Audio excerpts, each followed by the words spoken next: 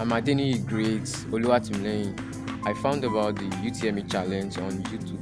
I had 334 in the actual UTME 2023.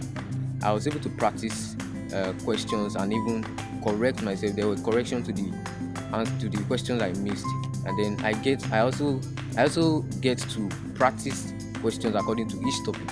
Whenever I use like 4 hours on my books, then I devote like 2 hours every day to the app to solve questions after reading. Whenever I finish reading a topic, I go to the app to solve questions on that end. So that increased my chance to score very high in the UTME 2023. There's this educational game feature where you get to have fun while learning, and then there's this feature like to search questions, exact questions. So my favorite was the educational game. So it makes it fun while learning.